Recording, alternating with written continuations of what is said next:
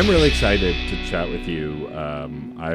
You know that over the course of the pandemic, I've been thinking about you a lot. Your music has affected me. For the listeners who are just tuning in, because who knows how I'll edit the intro, because I make it up as I go along. I'm talking with the incredible Dan Purcell, fan of all podcasts, theme maker for many podcasts, and hit maker as far as I'm concerned. Thank you. Thank you so much. I'm really excited to have you on. So it's funny. It's actually been a little more than a year, about a year and a few months since you appeared on Screen Snark, which is the first time I really got to interact with you. Yeah. And, you know, back then I was just like, oh, who is this handsome kid who's making some cool music? Like, what's he got going on? And since then, you've gone on to do some incredible stuff, from releasing a pop EP to making a podcast about the making of the pop EP. Yeah. To making a TikTok, pretty successful, harmonizing and singing with folks online. Yeah. And like now you're working on some new music, which we're going to tease a little bit. And like, I'm really excited to have gotten to know you as an artist. And I guess my first question for you is, like, I've always known you as this person who had a thing for music and liked to make fun tunes. Sure. Was music and writing music a thing that you've been doing since you were younger? I mean, you're not that old now, but like, is this a recent thing, or have you always kind of had this fixation with music? For the last 5 years coming out of school was really when I hit the ground running in terms of writing music. I tried doing it in high school because when you're like an artsy kid in high school, you try and do the thing where you try and write music, but then you find out that it's no, this is not really good. So you kind of put it off to the side. And the funny thing is that my now roommate, who helped me co-produce most of the EP and helped me in the writing sessions, he and I were wrote our first songs together. We were in this thing in high school called Rock Club, and it was at the end of every school day, you had an hour of time where you had a specific club or activity that you did. And so the two of us were in this club called Rock Club, and it was just the two of us, and a couple other people would join from time to time. But basically, the gist of it was you kind of just listen to rock music, rock appreciation kind of thing. And my one friend, I went to this public magnet high school where everybody kind of essentially goes through a pre-college course where you apply to a specific major, you stay on that track for 4 years, and you graduate with a major in a specific field of study. So mine was visual arts. It wasn't any sort of theater or music, because initially I really wanted to be a comic book artist or a concept designer when I was a kid. But my other friend was in the music academy, and that was really my first experience with writing music, performing music, just doing jamming with him. And it feels like for these last 10 to 12 years, I've just been doing those jams basically with him for the majority of it. And it's crazy how I wrote a whole song about it, but the serendipity of life where people just come back into your life if you sort of just are in the same area, have the same sort of energy towards the specific things that you really enjoy, sort of just everything locks into place, and suddenly you are. Literally, a couple nights ago, we were cutting a song. I sent it to a friend of mine who is a pretty a decent sized recording artist in terms of his following, and he was really game to really want to write on the beat, which was really exciting. So it's the fact that we can turn that into something even more fantastic by being able to work on stuff of our own and then being able to spread it across to other artists, which is really fun. Did that answer the question? Because I just kind of took it on a tangent. It's fine. This is conversational. No pressure. Okay. No, it's funny because you mentioned earlier how we all write music, and I obviously have a career in audio now, but I still have I wrote one song. I've never written anything since or before. I wrote one song, just the lyrics, no music, and I still have it. I've shopped it out to some folks to try and turn it into real music, and to no success yet. But this is the only, and So, like, my experience with songwriting personally is very ethereal because I wrote it. I was really upset, and I was in a college class not paying attention, even though I should have been. And I wrote these lyrics, like stream of consciousness. And then when I got home, I kind of fine tuned them. I'm curious with your writing process, since you're someone who's been doing it for a little while now. How much control over the inspiration do you have? Do you find that you're just always thinking about music and then sometimes you'll jot it down, or do you have to really like buckle down and like focus on the process to make the writing happen? Yeah, it's really interesting. I think I'm always open to the possibility of something coming down, because it is something where it genuinely doesn't come from me. I just receive it, and like it could be any sort of thing that kind of just comes to me, and I receive it. And it can come through anything. Like just today, I will tell you, just today I wrote down a lyric. And I don't know what it's going to be in. I don't know what song it's going to be in, but it's just a piece of thing. But I was listening to a podcast. I was listening to Brett Goldstein's podcast. Brett Goldstein is the guy who plays Roy Kent in Ted Lasso. He has a movie podcast called Films to be Buried With. And one of his guests that he had on was Barry Jenkins. And I don't remember the specific conversation, but I think they were talking about like the value of life and how you appreciate life a little bit more when you talk about death and grief and all that kind of thing. And somewhere along the way, Barry Jenkins said something along the lines of like, there's miracles in this world, like somebody's face, the human face. And instantly I heard, boom, there's an idea right there. That's an idea for a song. So I wrote down I have it right here on my phone. I wrote it down on my phone, taking in the miracle of your face. I don't know what that line's gonna be, but it's really cool, and I'm gonna put it somewhere in a song at some point.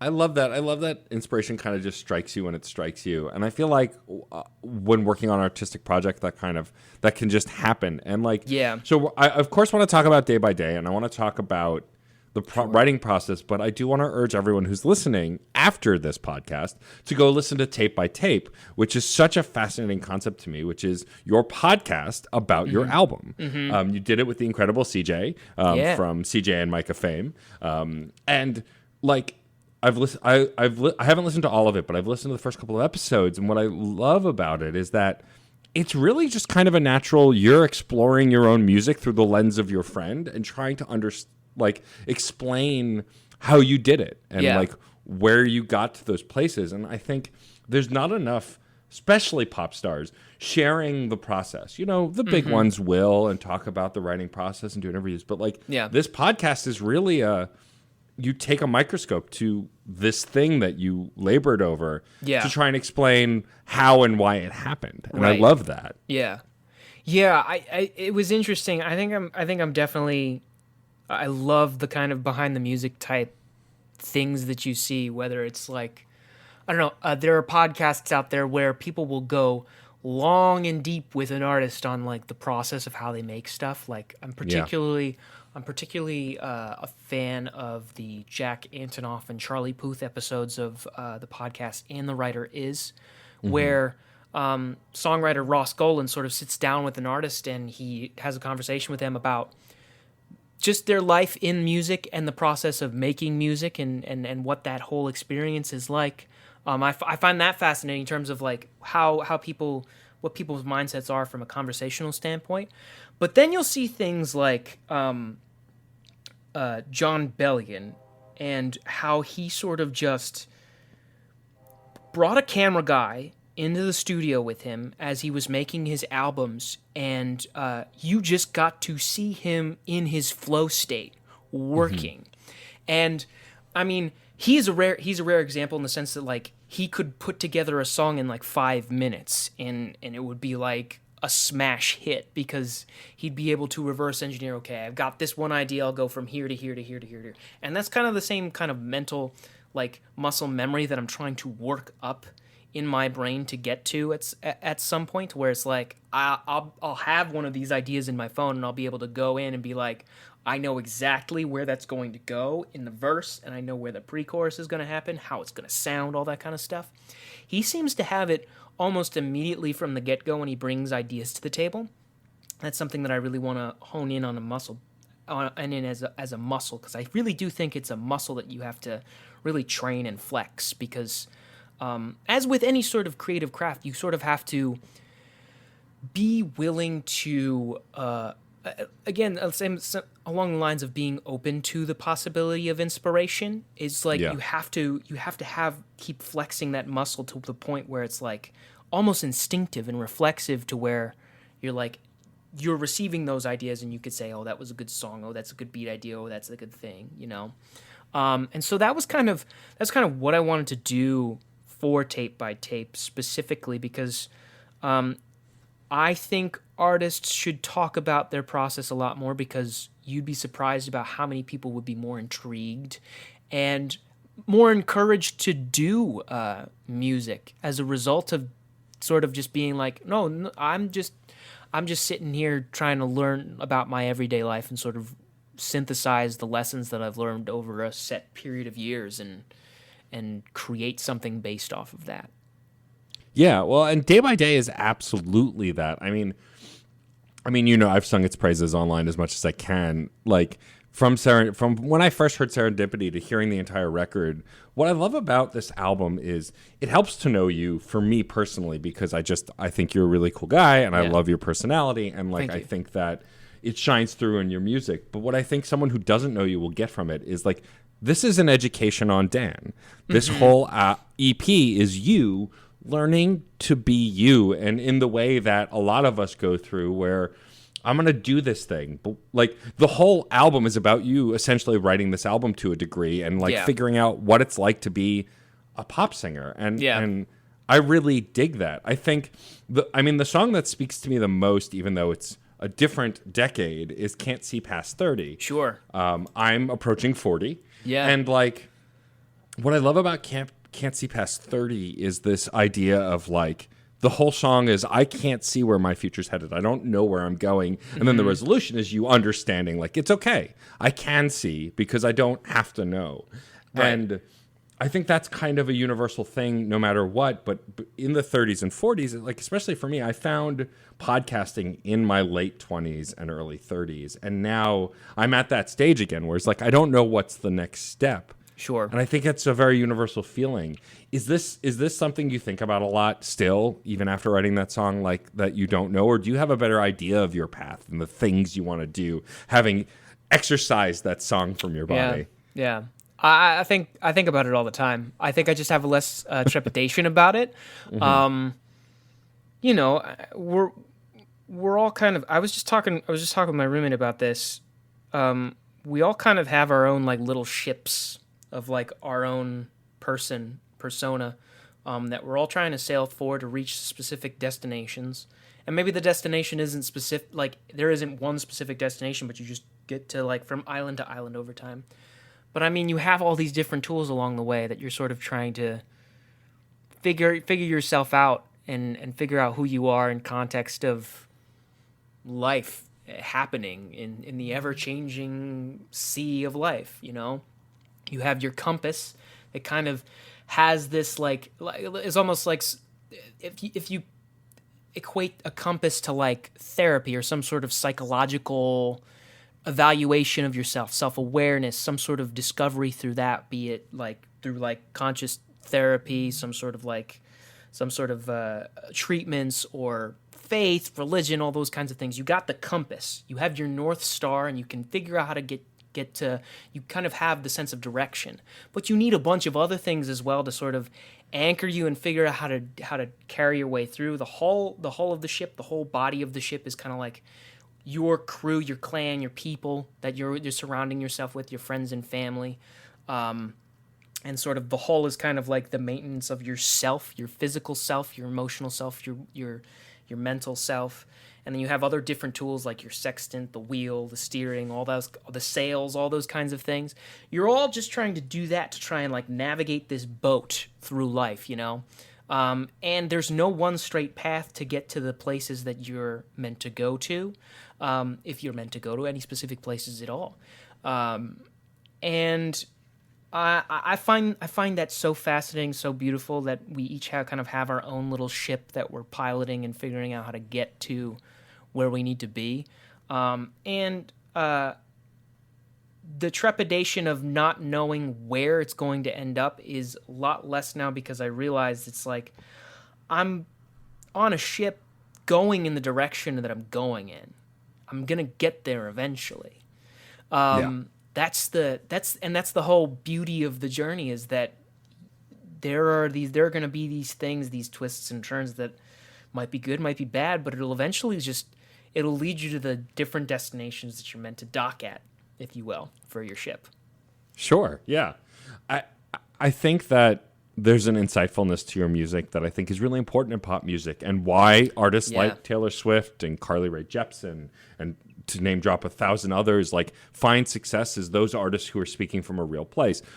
Everyone loves their fair share of pop music that seems kind of fabricated. We've all liked that because if it's catchy, it's catchy. Totally. But like, what I love about this EP is that every song feels like something someone can relate to, even if it's not the direct experience. And like, what I love about Nobody Knows My Name is that it's an interesting way to look. Like, we've grown up in a time where celebrity is a goal, right? Whereas when folks were younger, you wanted to be a musician, you wanted to be a mechanic, or you wanted to be an actor. You didn't want to be famous. Yeah. And what I like about Nobody Knows My Name is something that I get a sense of you from your personality is like, you're doing this because you really you feel this in you and you want to make it. Right. If you became a famous singer tomorrow, sure, I'm sure you'd be fine with it. But like, ultimately, that's not the goal. That song is all about like, nobody knows my name and I don't care. Like, I want to do things. I want to make stuff, but I'll trade the fame for continuing to be able to do the thing that I love. Yeah, exactly. I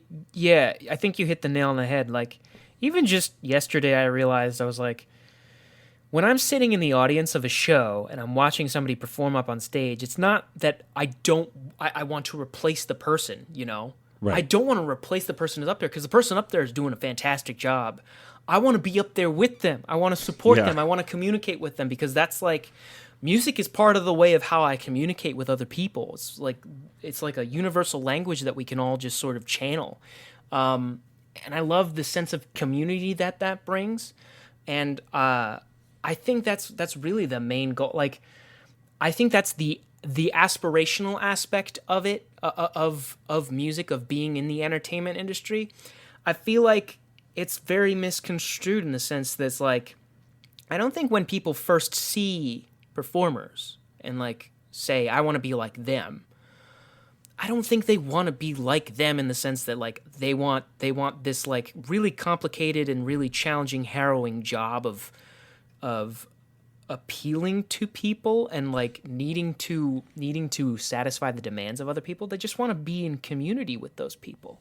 They want to be in.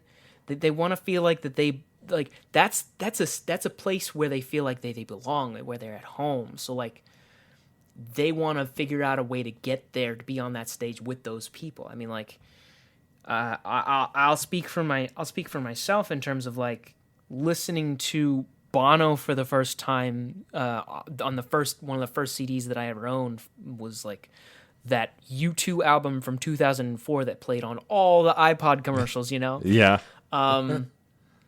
I was really compelled by his voice. Something drew me to him, and telling the stories that he was telling, in the voice and and like the vocal affects that he was. It really compelled me to be like, man, that's really cool. I want to be up there. I want to do that thing. I don't think I realized I want to do that. Like, I want to be able to contribute something of that caliber to where it was like people are so like in it, where they're like, yeah, this is where I'm meant to be, you know? Yeah, completely. I'm curious, you mentioned Bono and some of the early CDs that you had. There is a bit of an age disparity between us, but I'll leave that alone. People can do the math later. But like, what are some of the artists that you grew up listening to? Like, for me, I always like to talk about how I have a lot of favorite musicians, but I will never forget the first time I heard Another One Bites the Dust by Queen and went, what is this? Yeah. That sounds like a video game and a rock opera all at once. Right. Like Freddie Mercury broke my brain for music in a way that no other artist has since, I think, because it was so unique and has affected all the stuff I've done over the years. Are there artists that kind of really spoke to you on a molecular level growing up that you're like, oh, this is me? Yeah. I mean, my whole musical history started very disparately. Like, I think I talk about this. I talk about this with my friend Hansel all the time because they are very much cut from the same cloth. But I mean, I grew up in the era of like Sonic Adventure 2 Battle and Pokemon soundtracks. You know, a lot of that is were like defining albums of my childhood in terms of growing up and like experiencing music for the first time, not necessarily knowing I was experiencing music for the first time. Right. But when I started really paying more attention to music, I mean, like there's this whole like map that sort of makes up my DNA that bounces from U2 to a lot of classic rock bands like Aerosmith, AC/DC, all those kinds of groups. And then you bump over to like the van rock era of the 2000s where you have bands like Coldplay, The Fray, John Mayer, all those people. And then you bounce over to like, I mean, like I remember the first time I heard Kiss by Prince in the car on a car ride on the way home to school. I thought it was a modern record. I thought it was like something that like Maroon 5 just put out or something like that. Right. But then somebody said no, it was Prince, and that was made in like the 80s, and I was like, it sounded timeless. It sounded completely timeless, and that really stuck with me. Of course, you have kind of like your intense phase where you have a little bit heavier music, but I mean like. I had like very intellectually heavy music, so I was listening to like your Dream Theaters, your Dragon Forces, all those kinds of things where they're like people are like shredding for their lives on there. And then I discovered a cappella music in high school. That was the moment, like watching five guys get up on stage and sing with no instrumental accompaniments and being compelled by their vocals. Again, the whole thread of like sounds in terms of the defining sounds of my whole childhood to adolescent experience with music is defining voices. And when I first heard five dudes get up and sing without any sort of vocal accompaniment and being compelled by their voices, I knew it was something, again, it was one of those moments where I wanted to be on stage with them to sing. Yeah. And so that was where I started learning about contemporary a cappella, arrangements, all those kinds of things, performing that choral music, all that kind of stuff. And I started getting really, really interested in that. And all those things sort of congealed together and have sort of just been propelling me through college, through this whole process of post-college, getting work, making music, all that kinds of stuff. I think the last big artist to really have an impact on me was all of the work that sort of some of the New York artists, the more modern New York artists have been doing recently, like your John Bellions, your Brass Tracks, your Lawrence the Bands, all those kinds of people who are sort of really, I think what they're really doing in terms of like crafting some sort of that sense of community that I'm looking for, where everybody's sort of like a participant and the idea is greater than themselves in terms of the stuff that they make with other people and for other people. I think that has had the greatest impact on me recently as of the last few years. But yeah, there was just like this sort of like wild line that started all the way back and like with like Mario music, Sonic music, Pokemon music, all that kinds of stuff. I mean, those songs are some of the greatest stuff, and I won't hear any Crush 40 slander. Crush 40 is one of the greatest bands of all time. Yeah. I was just saying today, I was like, Rina Sawayama and Clarity should be on the next Sonic record with Crush 40, because I feel like, did you hear that cover of Enter Sandman by Metallica? I did. It would not sound at all different, or like it wouldn't be out of place on a Sonic soundtrack.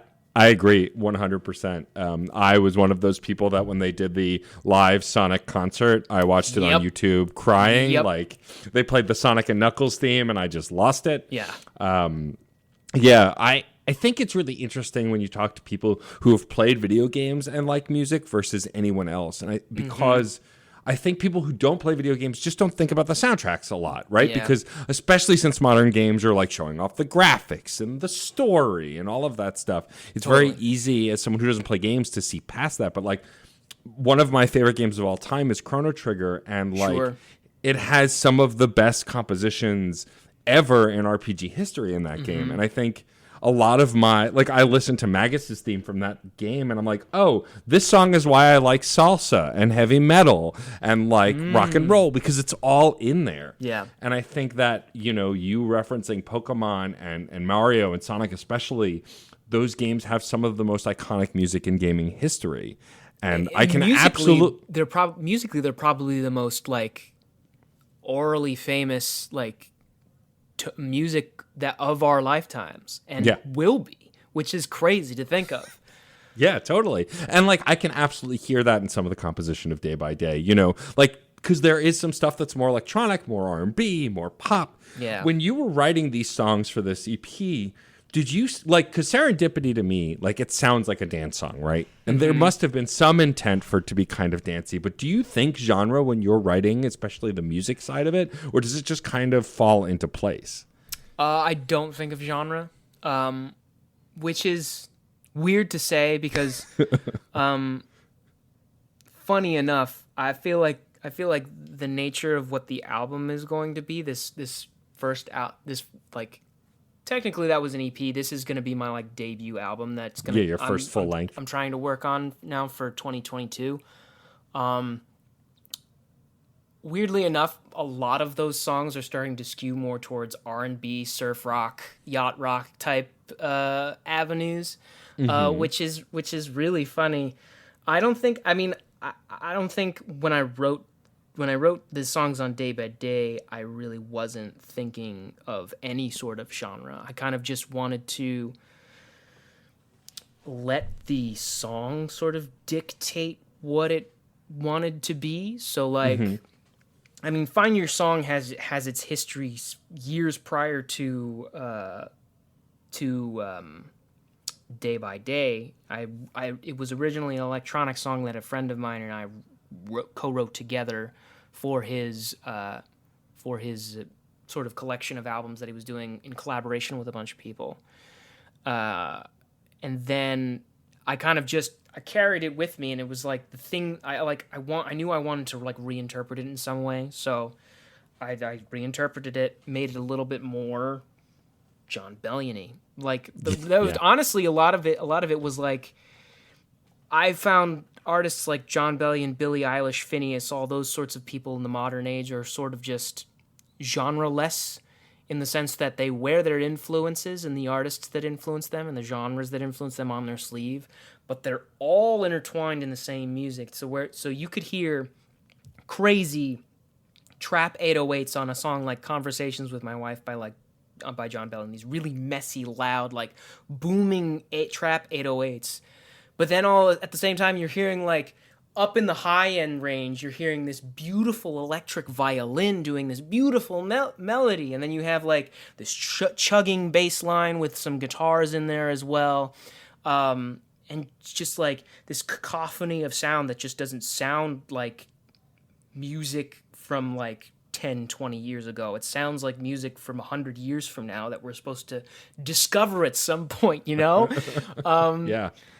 I think that was really the aim of what I was going for. It was like I was very much inspired by like music that was trying to be from the year 3000. So that's what I was thinking of when I was writing some of those songs. Whether or not it actually like translated in the actual process, you know, is up for debate because, you know, I that was my first one, so a lot of it was kind of just trial and error, you know. It's a lot of the lessons I learned from making that EP I'm taking into this next one. And like some of these records that I'm putting together, like it's crazy how much like a year and a half just like changes, and like just getting a lot of feedback from other people who are a little bit more experienced really changes how you produce a record. And just like this next collection of records are going to be some of my favorites that I've ever written, you know? I mean, I love that kind of progression of evolution, though, and like, of course, it makes sense that you wouldn't think about genre specifically when writing, unless Right. you're a very genre-defined band. Like, I'm sure Metallica very much thinks about heavy metal when they're writing music. Although, Sure. even then, who knows? Yeah. But like, I think what's the beauty of the versatility of your music is that it does feel kind of genreless. Like Serendipity is a dance song because I want it to be a dance song because I Yeah. dance to it. Yeah. But it can also be an electronic song. It is a very much a pop song. Like it fits in these different places. And I think that like some of my favorite modern artists are people who kind of defy genre. Like I love K-Flay, and K-Flay Yeah. I heard as a hip hop artist because Sure. her first record is very steeped in hip hop, but her second and third records are pop and R&B and like she just did a song with Tom Morello for her EP. Like she is clearly not defined by the genre that she started in, and I think that that's where the future of music is headed. The Yeah. kinds of work that you're doing and artists like that are doing is trying to let the music be defined by who you are. And this is Dan Purcell music. It's not pop. It's not Right. hip hop. It's not rock. And like people are going to put it in a box anyway, because that's how we feeble humans comprehend this stuff. Sure. But I think that there's definitely a futurism in your music. The fact that you are kind of just going song to song, expressing yourself. Yeah. And whatever genre it falls into, it falls into. Yeah. Totally. That's And you're talking about this next album. So I've been fortunate to hear some of your new music. You sent it to me. And so I want to talk about, if we may, Marathon a little bit, which is one of the upcoming songs that will be on your next record. First of all, when I heard Marathon, I was like, oh, Dan has grown. Like I could hear it just from that track to the previous EP. Yeah. So talk to me about writing Marathon and how that felt different from the previous songs. So, believe it or not, the hook itself is like 3 or 4 years old. Really? Yeah. I had gotten a beat from another producer, and I wrote that hook specifically for that beat. But then he was like, "Nah, it's that hook is not a fit for the beat," and so I had to think of something else. But nothing really came of it. But I held on to that hook because I knew that it was something. I knew that it was something. Again, it was one of those things of like, you put an idea down and you might not know necessarily what specifically it's going to be, but it's going to turn into something eventually. Fast forward like a couple of years, maybe like, I think it was like when I really started concentrated work on this next album was like middle of pandemic quarantine. I think a lot of us were really evaluating our relationships in life, like our relationship to who we are, to other people. And I was doing very much the same, like figuring out a lot of, like, sort of doing a lot of self-work, a lot of realization and internal work on myself.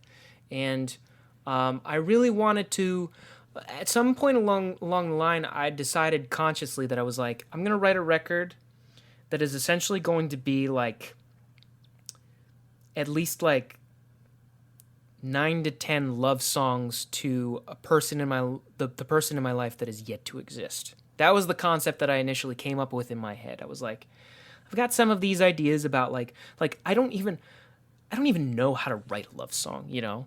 Or if I do know how to write a love song, it is a very weird love song. It's not going to be your traditional love song of like the Beatles where it's like, she loves you, yeah, yeah, yeah, kind of thing. Right. So that's where kind of the genesis of Marathon came from. It's like that sort of sentiment of like, who am I going to be in the context of a relationship with somebody else? And a lot of the records on this album sort of capture that. I mean, with Marathon, it's more of speaking to the nature of commitment, being able to say, this is more than just some sort of like crazy fling in your life. It's a full-blown commitment that I wanna go on this adventure with, you know, you, and go through the highs and the lows of life as a result of that. I think that's incredibly important, especially when you're talking about committing to somebody in a relationship and committing in a lifelong partnership. It's kind of just being able to understand that there's going to be good days, there's going to be bad days, and you don't know when they're going to show up, but I'm going to be keeping pace by your side all through the thick and the thin, you know? that's where the genesis of Marathon kind of came from. And then a lot of this album, I also really wanted to try and get a bunch of new perspectives, not just my own, on the record. So a handful of these songs are going to be collaborations with artists that I'm really excited about, like artists, either rappers or singers that like are really incredible performers, really incredible craftspeople, that I really wanted to get involved in. So I found out that like one of my favorite rappers, B Keys, who had done a lot of the features on John Bellion's work, and I found out about his work through John Bellion. He was like, "I'll do a feature on any of your on your song if you want it. Just send an email to my management and we'll try and set something up."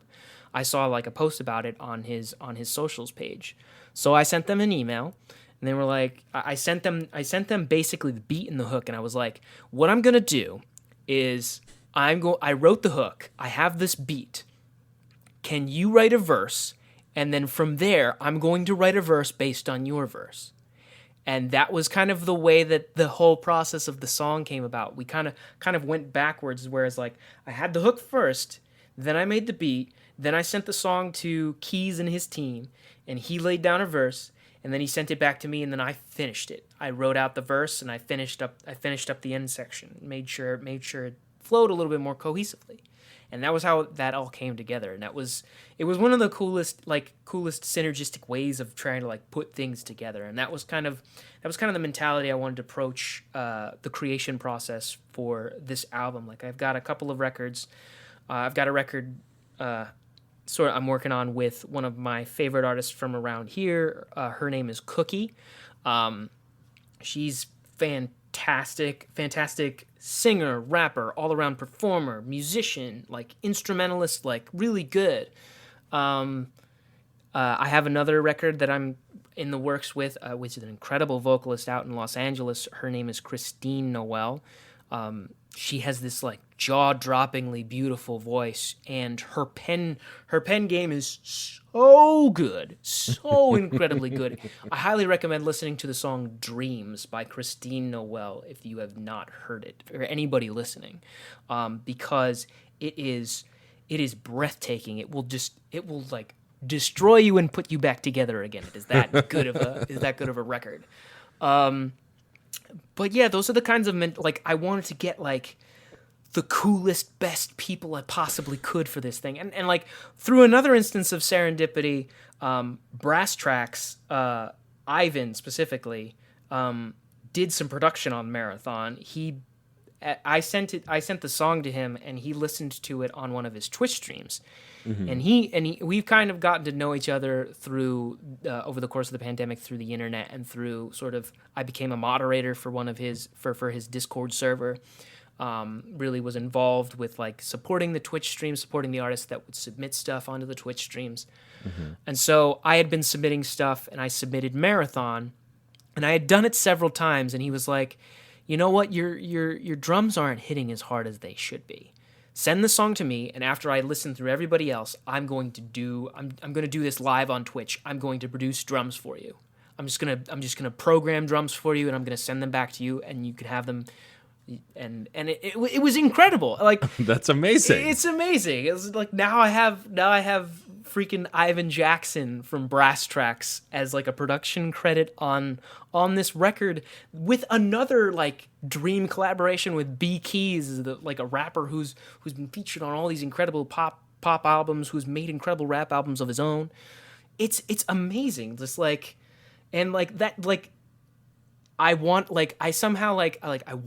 to have like a high caliber of performer, producer, creator on this thing, and through serendipity yet again, I'm getting it. So just piece by piece. That's what, and I'm really going like incrementally as slow as I possibly can to try and really get these records correct.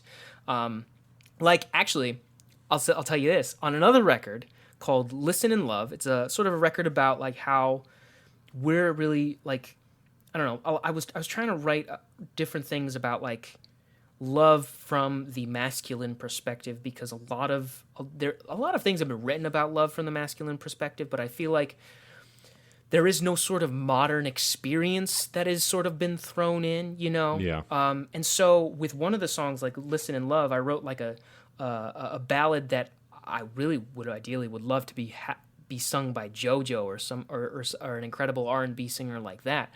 I really wanted to encapsulate this idea of like, no, we're really supposed to sit with people and listen to them and understand their experiences and where they come from. And that's really what relationship is all about.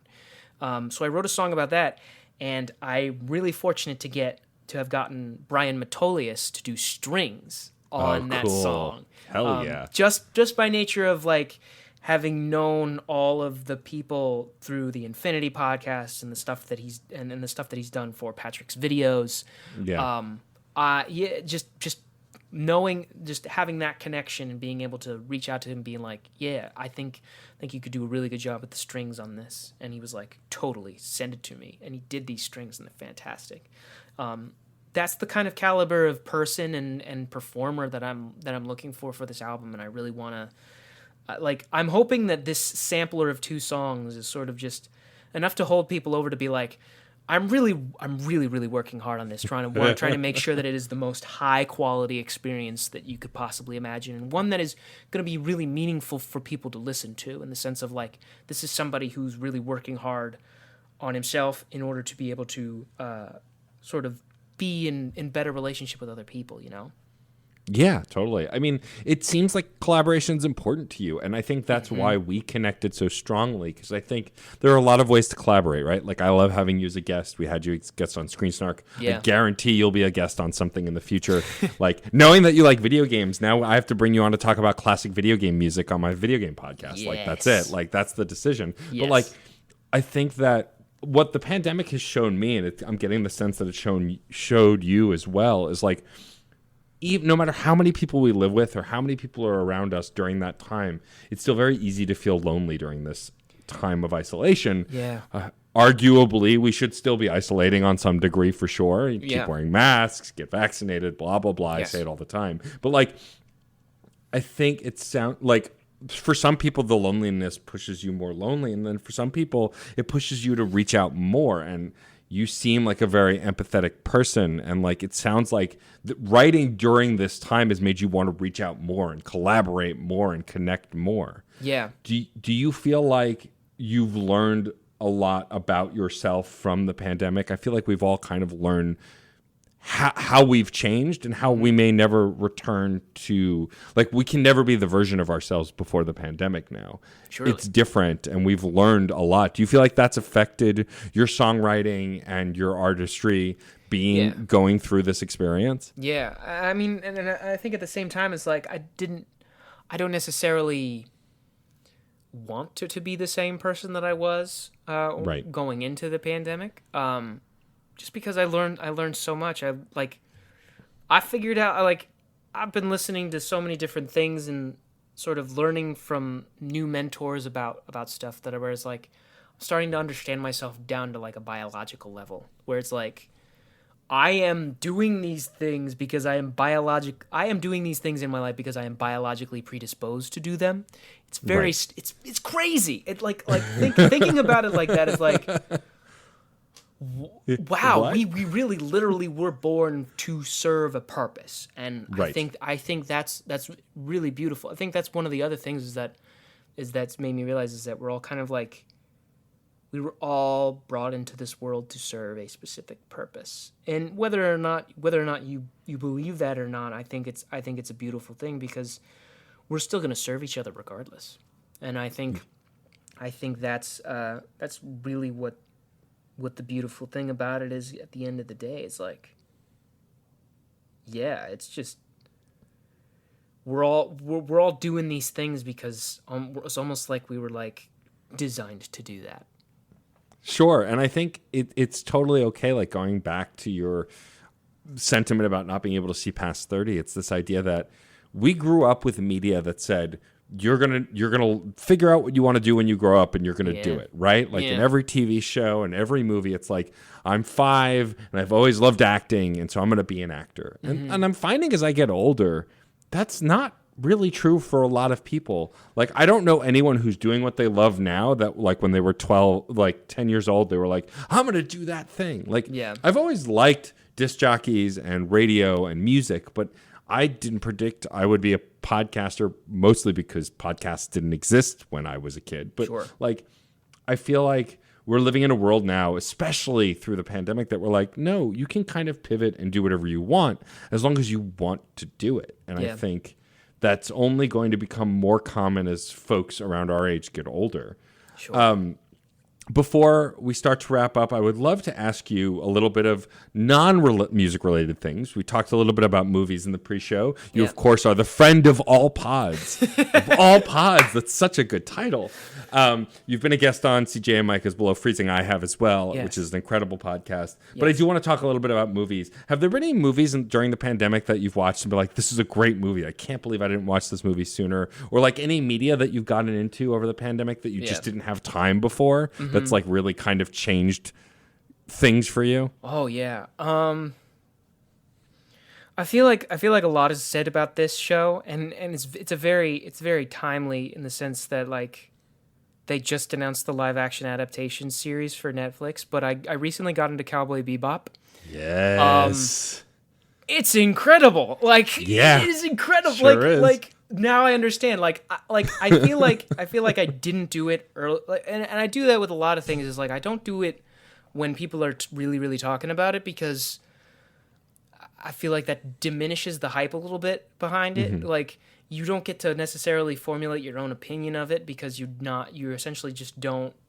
You have all these other sort of contradicting opinions coming in and being like setting these expectations for you, so you don't have any expectations to sort of be blown away by. Yeah. But Cowboy Bebop is really blowing me away right now. Every time my roommate and I watch an episode, we're just kind of sitting back and going like, "Wow, that was incredible." That's a show that I did like. I had always known music was important to me in TV and movies, but that was the first show that I watched that I went, oh, yeah, this couldn't exist without Tank. This couldn't exist without its soundtrack. Right. And like even more so when the movie came out. Like it's just, and like I've never considered myself a jazz fan, and yet I listen to Tank and I go, this is incredible. This is the pinnacle. This is great. And yeah, I mean the stories they're telling, the animation, yeah, you're in for a hell of a ride since you're not even done yet. Like just you wait, it gets better. Yeah. Great. I'm very excited. In terms of movies, I discovered Streets of Fire over the pandemic. Classic. That was so good. I know CJ didn't have as good of a time watching it as I did, but like, wow, nobody makes movies like that anymore. No, they don't. That was really cool. We mentioned Gleaming the Cube. Which I'll be on Below Freezing talking about in a few weeks. Actually, next week probably. So it'll probably be out by the time folks hear this. So Yeah, go back to Below Freezing and listen to that as well. Tape by Tape and Below Freezing. Go check it out. Gleaming the Cube is a skateboarding like murder mystery kind of thing where like it's such a strange premise of like these skateboarding kids in California stop this anti-communist Vietnam movement from selling shipments of guns and surplus supplies to the government. It's insane. It's wild. And Tony Hawk is in it. I know. The Tony Hawk, and maybe like one of his only two movie appearances that he's ever been in, and the only other one I've actually been on Below Freezing to talk about, which is Max Keeble. That's amazing. You talked about both Tony Hawk movies. Brilliant. Yes. Well done. Yes.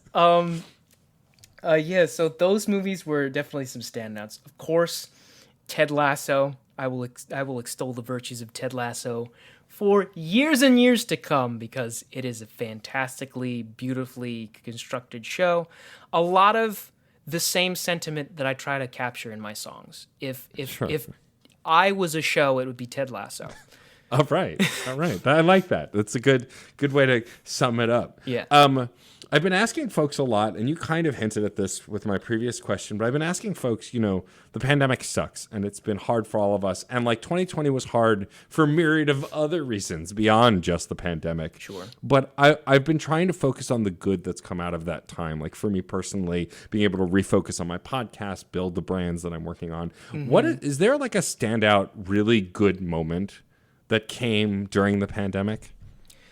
I think a lot of the communities I discovered as a result of, and doubling down on the communities that I was already kind of involved in. Like, I know that, like CJ, Micah, and our friend Megan are kind of in a group chat together. So we got to do like watch parties over the pandemic, just sitting at home talking on Discord, watching movies like that. And CJ would put together trailer packs of like different trailers that were coming out as like amazing. Coming attractions. That was really fun to do. I was really heartened by the brass tracks community that sort of popped up over the course of the pandemic. Ivan started streaming, I think, it was like a couple months ago, like a year ago, a couple months ago. So it was like he reached his first year doing streaming, and just the community that came out of that. How everybody's just really encouraging and wanting each other to do better as musicians, and striving to craft the best sort of stuff, and almost sort of in almost sort of a way like it's like a friendly competition where it's like you get the so good you're laughing. It's kind of feeling working with like hearing these people do their work and produce their music. So shout out to the Brass Tracks Discord. And I will say I'd been living with my folks for the last 5 years, and it was only just after the like sort of as we were coming out from this right before this like third or fourth wave happened, I moved. And so the pandemic essentially was like the last time that I really got to hang out with my parents in the sense of like they were my roommates for a period of time. So I really value and treasure that time as well, being able to treasure that time with family, knowing that the relationships are going to change now that I have moved out, and that my younger brother will probably move out eventually because he's going to be graduating college soon. I really being able to value that. And really being able to value the family time that I was able to have, and have been able to have with extended family as well. I think that was also really important. And it just made me think about a lot of like sort of the intentionality with which I want to bring my own friendships now. It's like there are friends in my life that I would consider like chosen family, and I really want to make sure that that's maintained. And I think that was definitely a perspective shifter for me in terms of what I thought about in the pandemic. And then just the whole self-development thing of like understanding myself better, learning how to grow and be better. I think that's incredibly important, especially if you're going to just try and be a functioning human in society. Yeah, no, I can't speak highly enough to online communities. Like I've talked about this before, but like I met a bunch of folks at PAX East right before the pandemic, a bunch of games journalist folks and podcasters that are really cool. And like over the next year and plus, since we're way past a year at this point, like we had a Discord of just like a handful of us just talking every Thursday, playing games together, chatting, bitching about the games industry. And like that, like I consider those folks to have become like my very good friends, and I didn't know them a year ago. And I think online community is so key, and it always had this taboo, right? When we were younger, like meeting people online, you don't know them. Yeah. Like that's just not a true sentiment anymore. And I think you can't always know if someone's an axe murderer or not, but for the most part, for the most part, we can read people pretty well. And I think online community don't really have that stigma anymore. Same with working from home, I hope at least. Like now people will understand you can be just as productive rather at your own computer as If you not could in more. an office. Oh if my not goodness. more. If not more. I've taken on more responsibilities at work, and wow, the stuff I'm able to get done working from home is incredible. Incredible. I love it. I love that I'm probably just gonna, like, we switched to a hot seat only place in my office as well. So it's like Yeah. we're primarily going to be work from home, but occasionally go in, and I think that's a perfect balance to strike, because it just gives you more time to be, instead of having to be for somebody else. Yeah, absolutely. I couldn't agree more.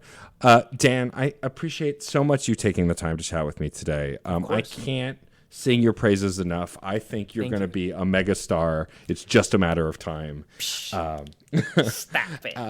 If y'all have been listening all this time and you still haven't heard Day by Day, it's literally everywhere. Look it up, Dan Purcell, Day by Day. Before we have you sign off the show, I would love for you right now, Dan, to tell folks where they can find your music and where they can find you on the internet. You can find me anywhere you listen to music. At least I think so. That's the way that DistroKid kind of pitches it. Is like you can put it anywhere. So if you listen to Spotify, if you listen to Apple Music, Tidal, SoundCloud, I don't know, Deezer. Who listens to music on Deezer? Somehow I submit music to Deezer and I never know what it is, but it always says send music to Deezer. It's weird. But yeah, that's where you can find me. I will be releasing, I can safely say now that Marathon, along with its B-side, Ever After, is going to be dropping on September 24th. Cool. So I think around the time that people are going to be listening to this episode, if I'm not mistaken. So yes. If that is true, a pre-save feature should be somewhat available somewhere, because I'm going to do that the week of the release. So if you are listening to this and it is before the 24th, please go and pre-save Marathon.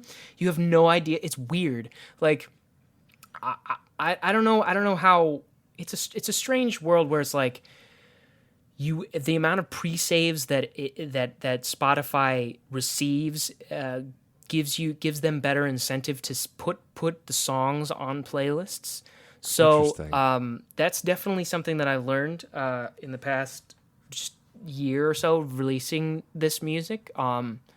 So if you dig what you hear on Day by Day and you want to hear more, please pre-save, because that always helps, because then that'll lead me to get in more gigs as a writer and a producer, because ultimately I think that's what I want to do, is I want to produce for other people. And if you want to hear what I have to say about the music industry, if you want to hear me talk about Gleaming the Cube more, or Streets of Fire, or what did I talk about recently? Oh my gosh, I talked about my theories for Spider-Man No Way Home, in that the Doctor Strange that casts the spell in No Way Home is actually the evil Doctor Strange from What If. And that's the tie there. It's like, he's chasing after Peter Parker in the multiverse. He's not trying to save him there. That's my theory. There was also a really cool theory about body swapping, like having Tom Holland's Peter Parker jump through the different universes into the bodies of the other Peter Parkers. Very cool stuff. Interesting. Yeah. I love that. But yeah, you can hear me ramble about that more on my Twitter. The Dan Purcell. That's the Dan Purcell. There's also my Instagram handle. I don't post there as much because I primarily focus on like music related things there. I have a bunch of like fake posters that I put up for a mailing list. That's also a good point to bring up. I now have a mailing list. Yes. If you sign up at my SoundWhip link in my bios, you can sign up for my mailing list, and I'll send you the link as well, so you can include it in the show notes, because that'll be the easiest way to get in touch with me. because I will send out sporadic emails every now and then talking about, hey, this thing is coming out. Let's do a thing together or something like that. At least that's what I'm going to try and do with this. I've only sent out one email so far, but more will come. Amazing. Well, go check all that out. Go follow Dan everywhere. He's amazing. Dan, before we wrap up, I have a saying on the show.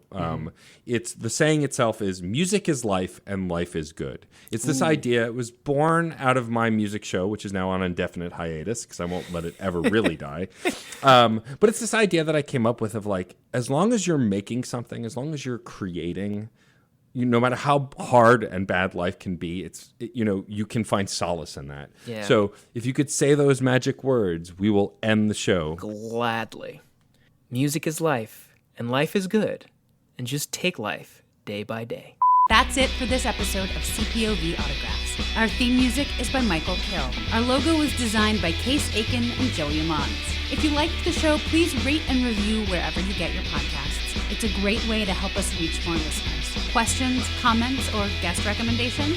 Email mr.nat.storm@gmail.com or hit us up on Twitter at CPOV Autographs. Thank you so much for listening. So, I have a question. Have you ever wanted to get into comics, but you just didn't know where to start? Well, welcome to Comics Quest. I'm JD Martin, and every week I sit down with a guest to talk a comic that I think anybody can pick up and start their comics reading journey. We take a look at psychedelic sci-fi, fantastical action, heart-wrenching love stories, and of course, superheroes. So check us out at certainpov.com or wherever you listen to your podcasts. CPOV. CertainPOV.com.